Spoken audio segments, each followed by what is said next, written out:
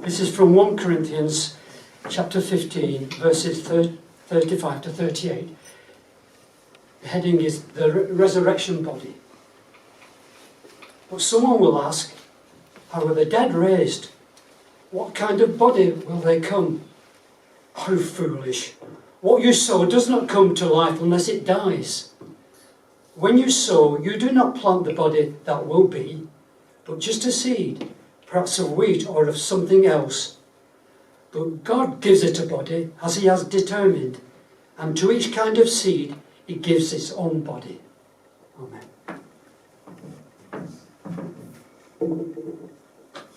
The next reading is from Luke chapter 6, verses 27 to 38, and it's entitled Love for Enemies. But to you who are listening, I say, love your enemies. Do good to those who hate you. Bless those who curse you. Pray for those who ill-treat you. If someone slaps you on one cheek, turn to them the other also. If someone takes your coat, do not withhold your shirt from them. Give to everyone who asks you.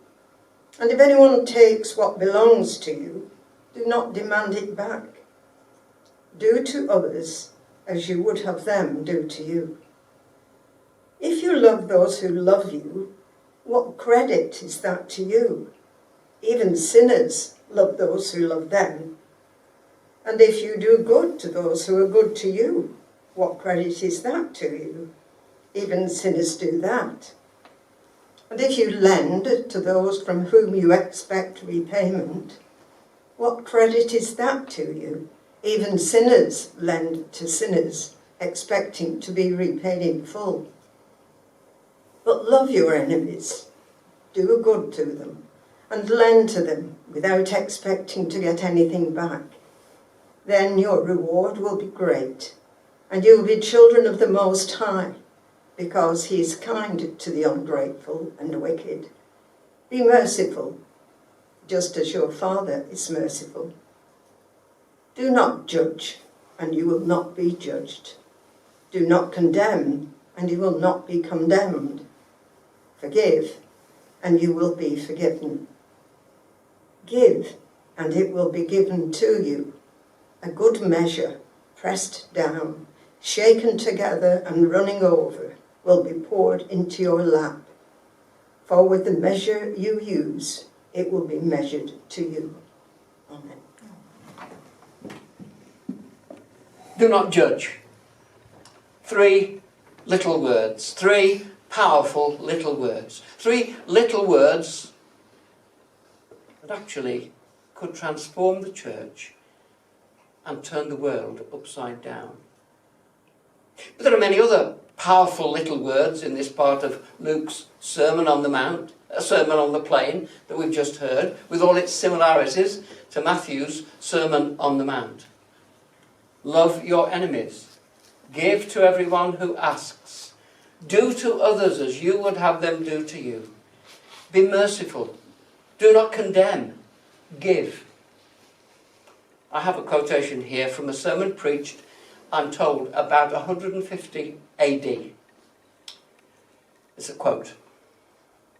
Whenever people hear from us that God says it is no credit to you if you love those who love you, but it is a credit to you if you love your enemies and those who hate you, whenever people hear this, they wonder at that extraordinary goodness.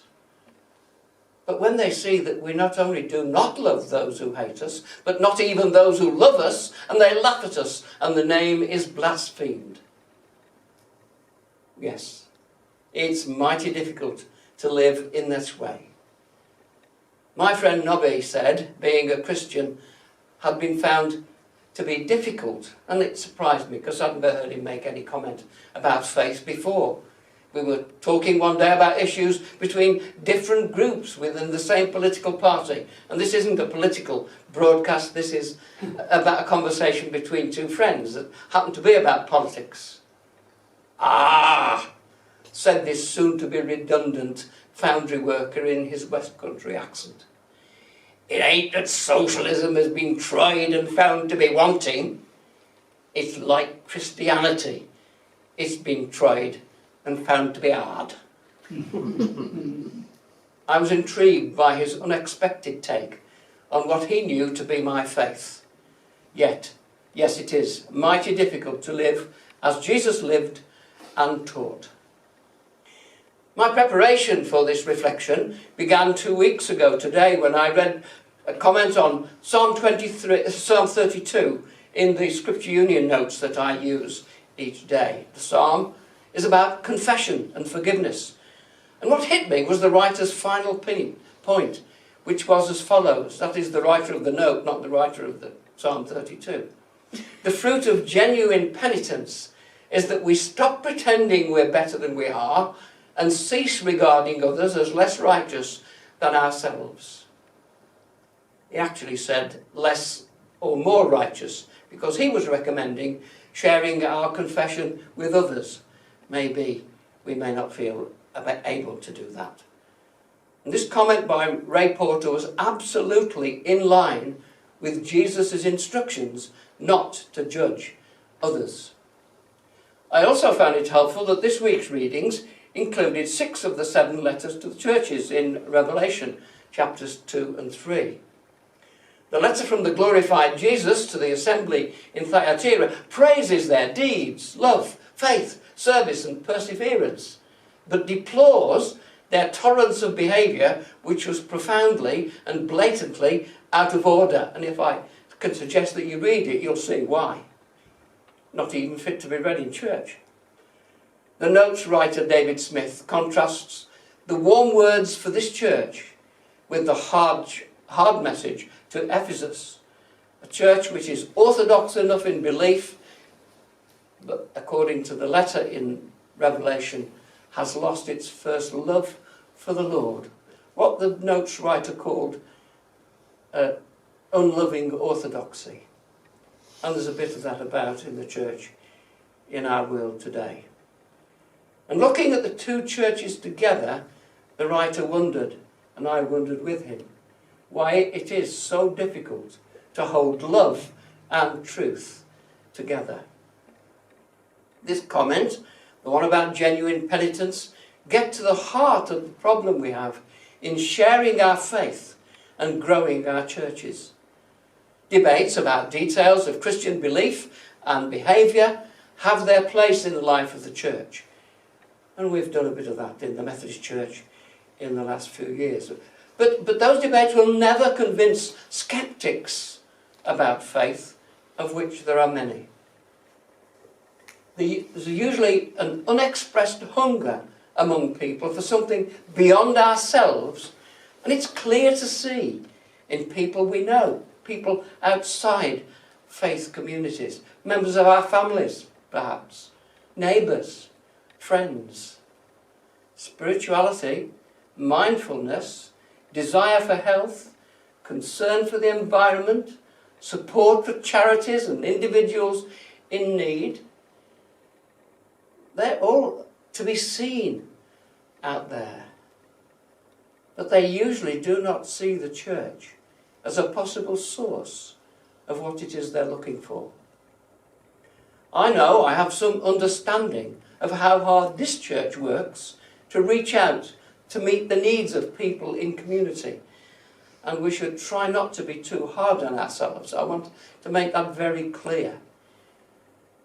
I guess we all feel that we do not judge, that we do not think of ourselves as the moral superiors of people who don't come to church, that we love each other, that we love even our enemies, that we are generous, that we do to others as we would have them do to us, that we are merciful, that we do not condemn, that in every way we are more ready to give than to receive.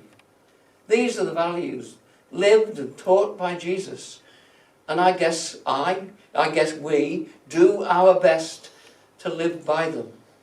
But sadly, that's not how I am seen, or the church is seen, by people outside the church. People don't think what they think about us because they've been here and taken a look. Indeed, people who do cross the threshold of our churches usually feel welcomed and affirmed. But sadly, that's not how we are seen. We are seen as a judgmental bunch who think we're the righteous and the others are sinners. That is our great problem in sharing the good news of Jesus and our greatest challenge. There's a fairly widely held view that general standards of morality in our nation have slumped in the last half century or so. Many commentators, secular commentators, attribute this, at least in part, to the diminishing influence of the church. Actually, I feel most people are pretty moral, and that although they do not profess Christian or any other faith, they're honest and truthful in their daily dealings with each other. It's just that those who do not behave like that make more noise and are therefore more noticeable.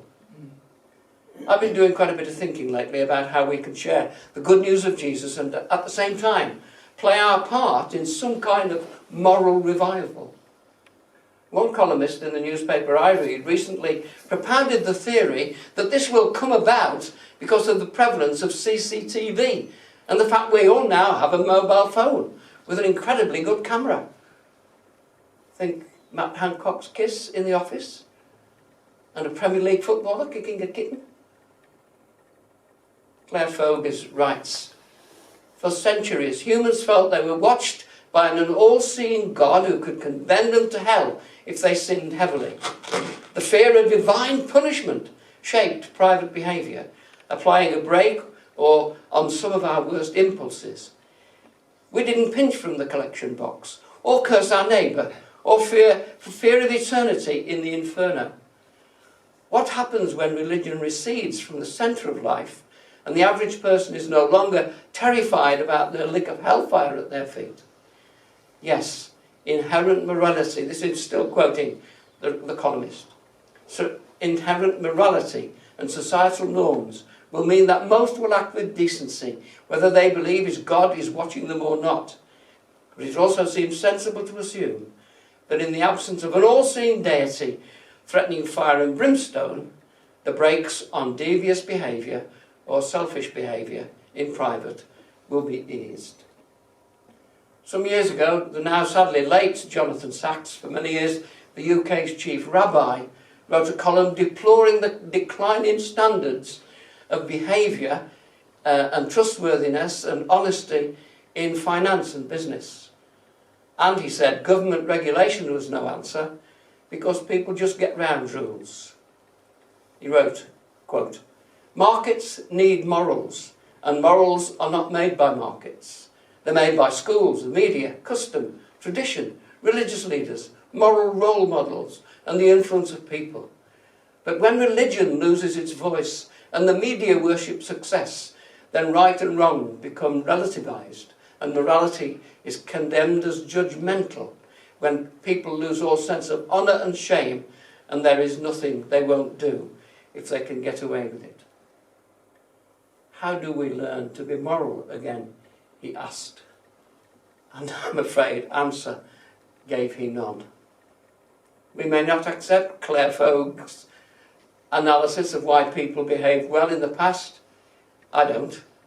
And her belief that the all-seeing eyes of camera lenses might help us to behave well in the future. We may well wish Lord Sacks would return and give us some advice. With respect, I'd probably have more confidence in him than in Claire, although I did enjoy her article. So how might public and private morals be raised? I have no hesitation in saying, by a revival of Christian faith.